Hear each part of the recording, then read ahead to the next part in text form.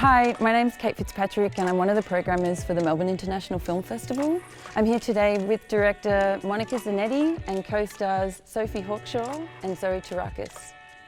Hey folks. Hey.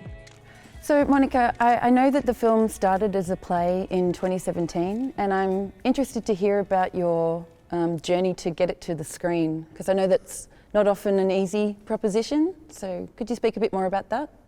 Yes, absolutely. It did start as a play. I wrote it as a little play that we performed in Marrickville that Soph was also part of, only remaining cast member. And we only had a little short season, but it was because of the feedback that we got from the audience and the audience really loving it that I realized that I was going to have to, that we weren't done with it and that I was going to have to turn it into film, which I was very happy to do, but I was also nervous because I knew that I loved it so much and that if I started the process of turning it into a film and we hit a roadblock along the way or couldn't get funding for it, that I'd be incredibly devastated. So basically I just was like, all right, let's do it. Did, kind of tried to do it like the right way, where you get a distributor attached first so you can then unlock the funding. But instantly kind of hit roadblocks because I was like, I want to use a 50%, queer identifying cast. And they really, really struggled with that. And it kind of became clear that if I was wanted to go down that route, I was going to have to let go of that. There were so many conditions put on, okay, well, you can, but you've got to, pad them out. If you want to have queer identifying actors, you've got to pad them out with really famous people to kind of, make up for that. And so I was just like, oh, screw it. I'm going the crowdfunding route, which I had done before and knew how hard it was. So crowdfunded, shot. And then from there, we were able to get Arcadia, our brilliant distributors, on board, and post-production money. And then the final little piece of the puzzle was that we got the Frameline Festival completion fund in San Francisco. And that was also an excellent help to helping us get it finished. And that's the journey in a little nutshell. It's really heartening to hear, I think, doing it on your own and getting it done so well. And it's great to see that you've got a distributor on board now. Hopefully you're paving the way for others to be able to make it a more smoother transition for them. So. In the film, I think you deal with the intergenerational conflict between Ellie and her mum in a really deft way. Are you drawing on personal experience in regards to that?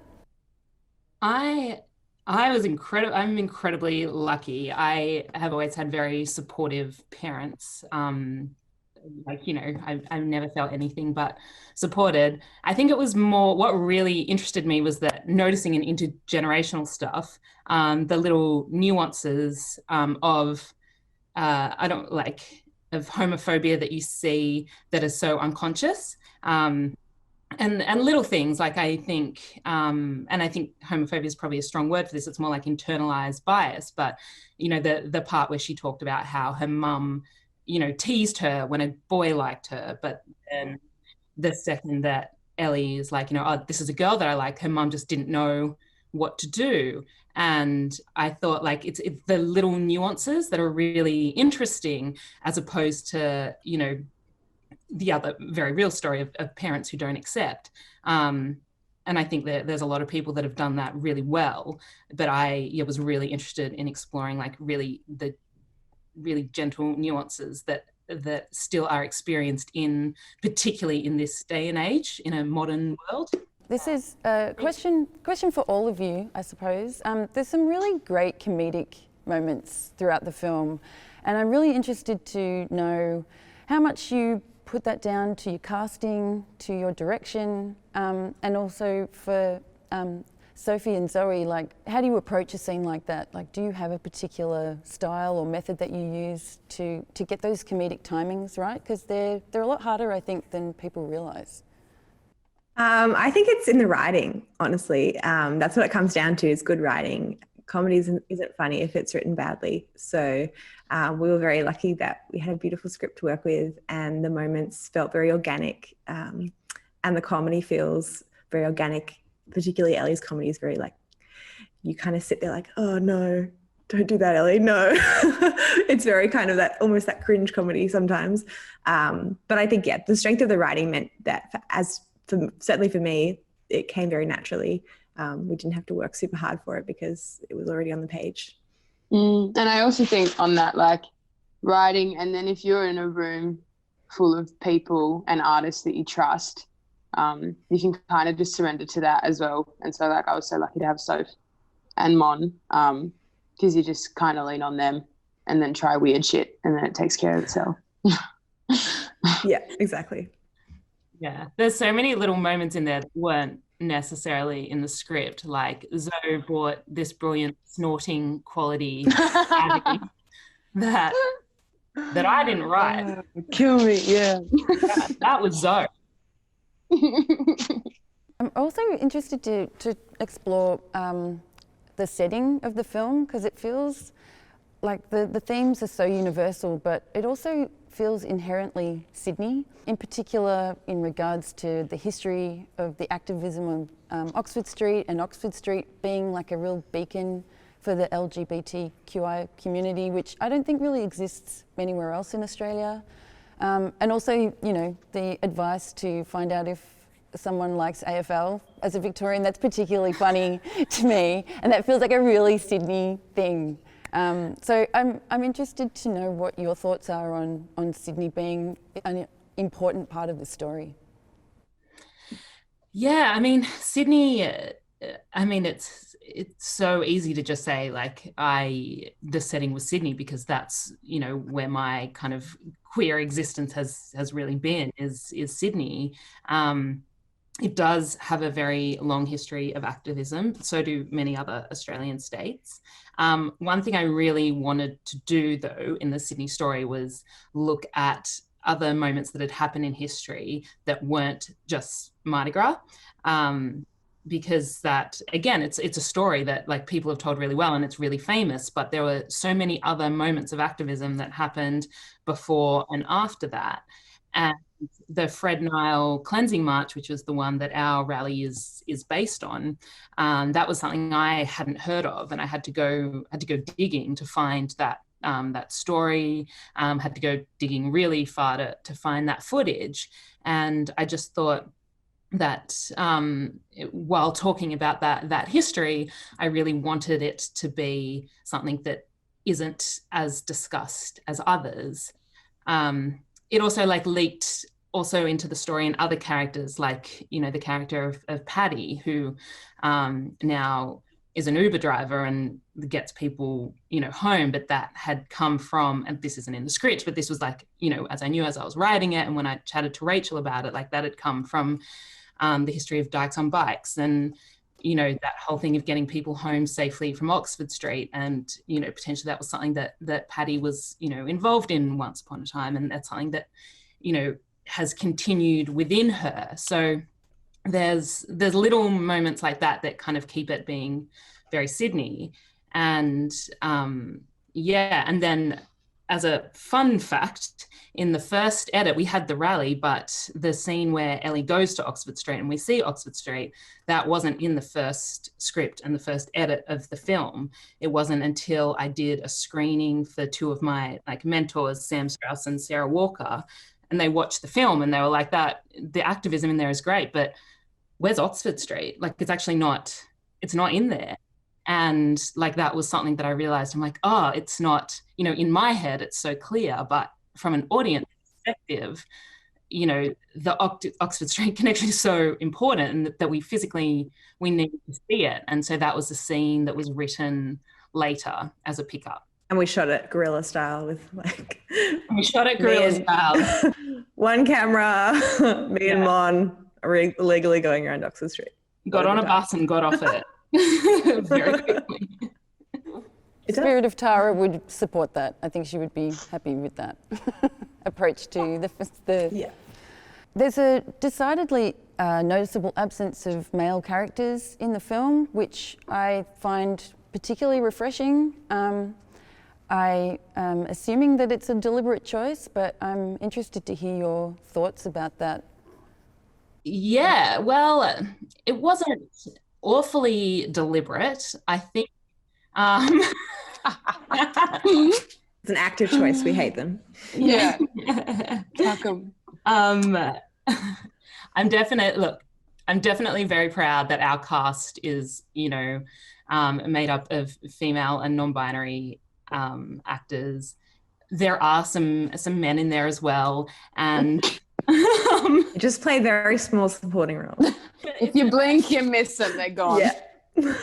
I think it is a big assumption that it was very deliberate, but I think this speaks to having stories written from different lenses and different points of view in the world, is because there was someone that when I showed the script to them made the comment of, this is like a dystopian world of no men, what's going on? And for me, I was so taken aback by that, because I think if you are a lesbian who grew up in a world that, you didn't have a father figure, or you didn't have a brother, or, like Ellie's character, your world is usually pretty female dominated. Like, men are there, but they're not, like, that's not the focus of your world the way I think people assume it is everyone's focus. And so when I was writing this story from my point of view, and I will say I am someone who grew up with a father and a brother, but still my point of view of the world is very female dominated. And so it wasn't even a deliberate choice. It was just kind of how I saw the world, and particularly how I think this character would see the world. And I think it just speaks to that whole thing of, like, that was the first time I kind of understood, like, the female gaze. I was like, this is my gaze. This is exactly what it is. Yeah. I'm also curious about it because I think the film, and again, I didn't write it, I'm just in it, but I think it's not so much defined by the absence of men as much it is the presence of women. And I think when we talk about, like, Quentin Tarantino's films, which are all men and one woman, we somehow don't notice it. But suddenly when men are absent, it's so noticeable, and it can be defining for a movie. So I think that's interesting to think about as well. But it's like, maybe this can be a bit of a new normal, because it has been the other way for hundreds of years. I know. And it's kind of like, I feel like nobody reads Quentin Tarantino's script and goes, this feels like a dystopian world of no women. Yeah, exactly. And also maybe because it came from a play, and the practicalities of telling this story as a play was like, how few people can we involve in this story? And so it was kind of like, well, it was always a story about Ellie discovering who she is and her relationship with her mum. I feel like those are the two, like, her relationship with Abby and her relationship with her mum are the two, like, big relationships, and her aunt, of course. And it kind of felt like, well, there was no reason to have a dad there, or to have, some uncle or whatever. Like, it didn't make sense for the story. And then translating that from the kind of practicalities of telling that story in a theatre setting to then doing it in a film, it didn't really make sense to then add any male characters. So, yeah, you didn't have the budget to put people in for the sake of exactly. Like, we rehearsed it in like 6 weeks and put it on with no money. Like, there was no way we could have random people. Yeah. The actor who played the teacher, Miss Trimble, also played Aunt Patty in the play. I think he's a really interesting character, because he's just playing this typical, I know everything, and I feel entitled to tell you all the things that are wrong with what you're trying to do type thing. But he's a very minimal character. I think that's very interesting too. Oh yeah, the maths teacher, yeah. The maths teacher, yeah. So we do give him, we give him something to do when they're in there. He gets a comedy moment, explains a sentence. I'm interested also, Sophie and Zoe, how much of your own experiences did you bring to the performance, and how much of what your characters are going through could you identify with?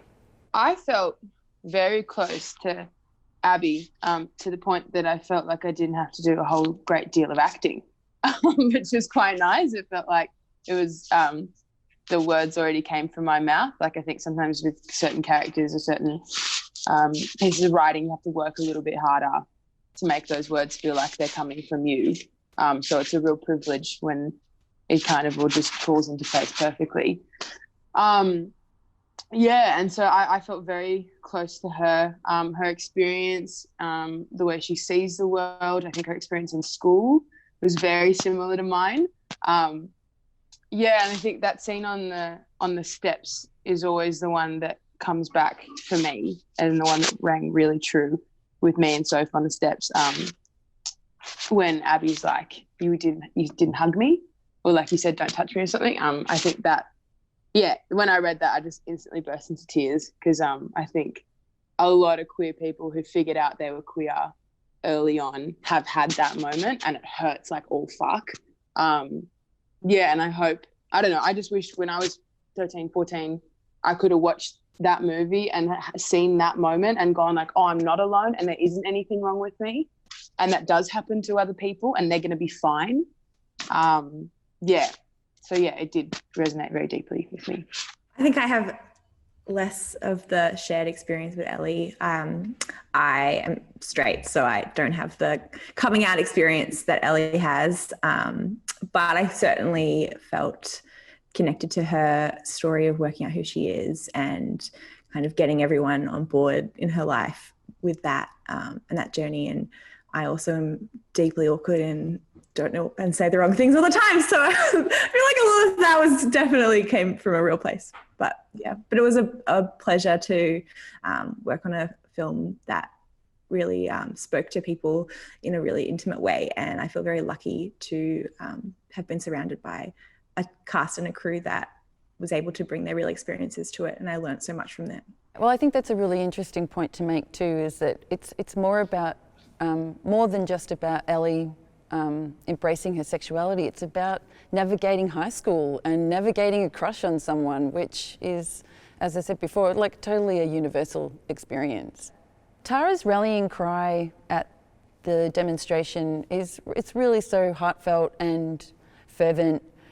And it feels like Ellie's mum has kind of lost touch with that side of herself. Do you see her as a symbol of what kind of, what happens when you lose touch with what you, what you're passionate about in terms of activism as well?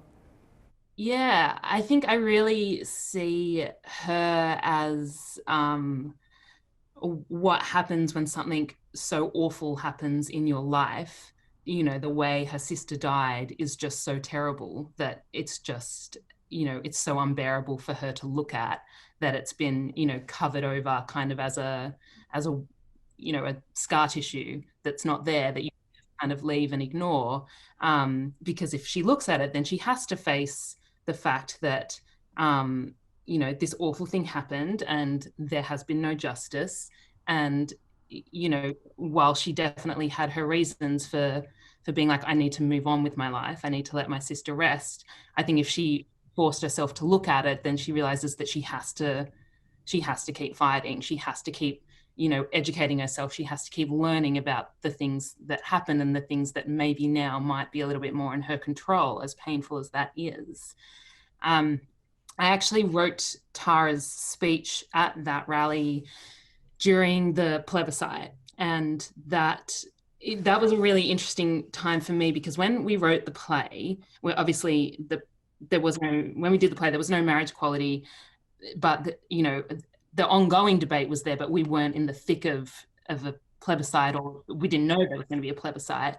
And I was really writing the play from a point of view of someone who has had a very, privileged queer life, who was like, I just want to see a fun romantic comedy that features queer characters, that has a happy ending. And, that's just what I want. And it was like, yeah, cool. Of course, that's what you want. You've had a really privileged life, as opposed to someone like, my uncle who had been through all of that, who was, had to fight, who had lost his partner to HIV, who had, we'd had very, very different experiences. And I think when the plebiscite was happening and when we were in the midst of it, and it was just the most awful, awful thing, I guess it kind of was like a bit of a wake-up call for myself of, you know, reminding myself of losing touch of the fight that had already happened, you know, which led to the fight that I was in the middle of. And, you know, the words I was writing for Tara were the words that, you know, I could have been writing for myself. Like, they were still so relevant. And, you know, how exhausting to be that person who has just been through fight after fight after fight after fight after fight to get to this moment that they will put into another fight. And yeah, I think that was really interesting, that time for me to have a real good look at myself. That is really interesting. And I'm interested to know, I mean, you kind of touch on it in that answer there about the importance of remembering what's gone before, remembering that people have fought for things so that you can have a better life. And obviously those things are not to be forgotten, and we constantly have to be vigilant. But in order to move forward, you have to acknowledge the past. Yeah, well, that's exactly right. The fact that you can even have a film now, that I could even sit there and be like, I want, you know, a fun, lovely, romantic rom-com, like that comes from the work that so many people had done before. And I think if we can always, like, there's a reason. I think that stuff is so connected to us too. Like, there's a reason why when you go to Mardi Gras and you do see dykes on bikes start the parade, like, I think there's a reason why, like, we all just bawl, like, we all just cry, is that it's you know, it's there, we can feel it, it's within us. And I think it makes a much stronger community when you just remember that and think about that, honor that. And yeah, and I also feel like in all of this, it's so important to remember who fought for those people. And when you go back that far, it's always transgender women of colour or transgender people of colour. And, like, really, at the end of the day, we have to thank, like, Marsha and Sylvia and those people for everything we have now here, even in this country, because we're standing on their shoulders. And also another thing that I think, because I think also, like, with queer politics and even in the film, I think it's quite easy to become separated in the, like, LGBT, you know, all that stuff. And I think when we remember, and this is what I feel like this film reminds us to do with its universality, that for queer people, for, like, any minority group, the enemy looks the same at the end of the day. And I think that's an important thing to remember. And that's what this film asks us to remember as well. And I think that transition as well, that became a character arc for Ellie. You know, she just wants an easy love story at the start. She just wants to be able to ask a girl out and not have it not be a big deal. And she doesn't realize what a big deal that is, and who has fought for her to be able to have an easy love story. And something Mon's talked about before is queer people can't have an easy love story no matter what. It's always going to be complicated because it always comes with this history of fighting for that. And I think Ellie, throughout the film, she realizes that, and through her relationship with Abbie and through finding out about what happened to her aunt and what her mum's been through with that and what Patty's been through with that, she realizes that she can have what she has only because of the blood that was shed for her. That's really well said. Thanks so much for taking the time to chat with me today, and congratulations on the film. It's just wonderful and a delight to watch, so congratulations. Thanks, Kate. Thank you. Thanks so much.